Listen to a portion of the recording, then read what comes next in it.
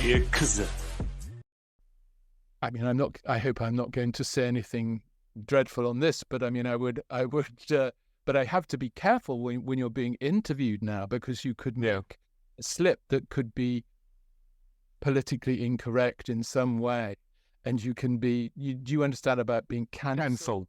Yeah, It's just the worst thing. I just think, people's careers just dead for one thing they said, and I think that's all wrong. I mean, you can criticize, but for heaven's sake, So there's a lot of. So I think that's also leads into what you're saying about art in terms of that. That the second you put rules behind it about what's acceptable and what isn't, then it's not art, because the whole point about the creative spirit is coming up with new things, not this is the sort of corridor we must all go down, and I'm much more interested in what's out at the other side, and experimenting with things and finding new ways of doing things. So I still feel like that.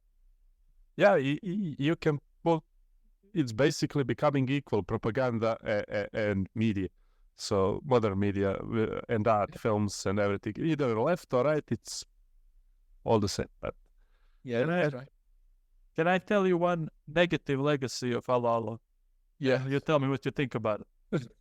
Well, I don't know if it's exactly from your show, but I would assume it has been influenced by Allo Allo. In present time, when Hollywood makes a film that happens in a time period different, or happens in another country with characters that are historically not speaking English. Yes. For some reason, they will use English, but with the accent of that country, and we have to pretend like in Allo Allo they speak. You know what I'm saying? Because in the show, obviously, which is for the comedic effect, they speak English and they formally speak French, and you, with the terrible accent, speak French.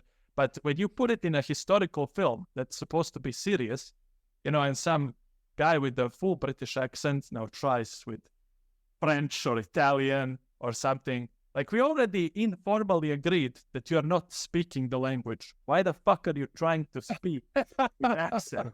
What's going on here? No, you're absolutely right, but I mean, I don't think we started that. I don't know, but you may popularize it. Maybe, so but if you watched any movies, wartime movies or whatever, you would have terrible German accents of thinking about that. In fact, Richard Marner, who played the Colonel in Allo Allo, Colonel von Strom, he was actually of Russian origin, but he was often he will crop up in all sorts of films doing accents like that. But the thing is, there was a lot of ignorance about what we're a much more global understanding world now, because we can move physically, travel to different places, but also on screen and whatever like that. We're actually there's the chance of hearing accents from another country, but then it wasn't. I mean, there was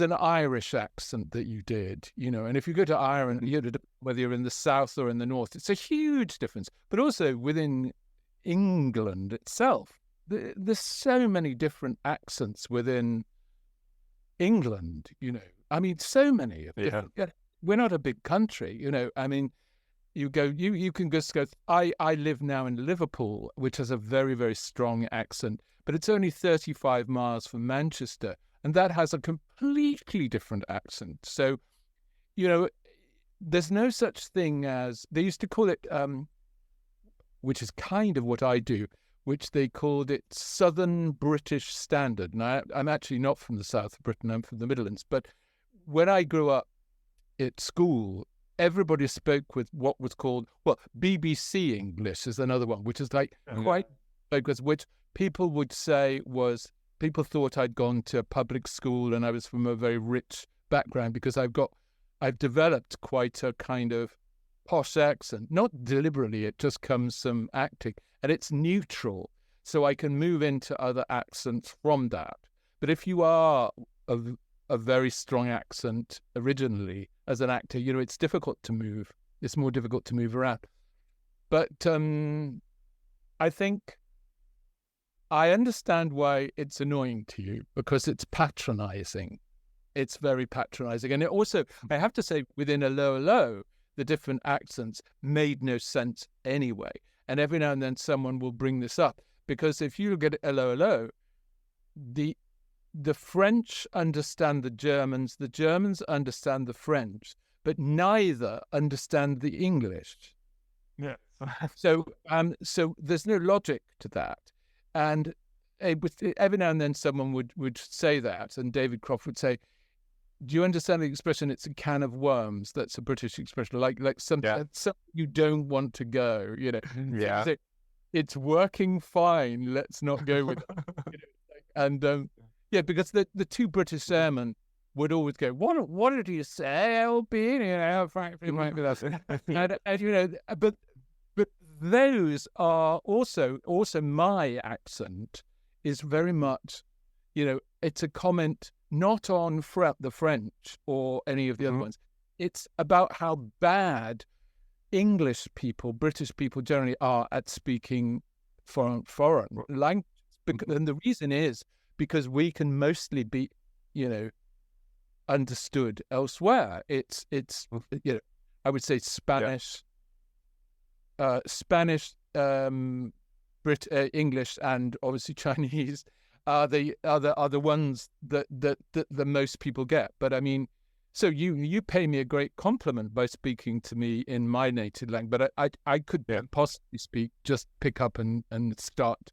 I like to get the facts right, but beyond that, I always know that I can be understood, and it makes us very lazy as in how we speak. We stay genuine, uncensored and unscripted, and we always will, as we have to order our usual. Share us, subscribe us, and stay tuned until the next Wednesday. Ikuzo!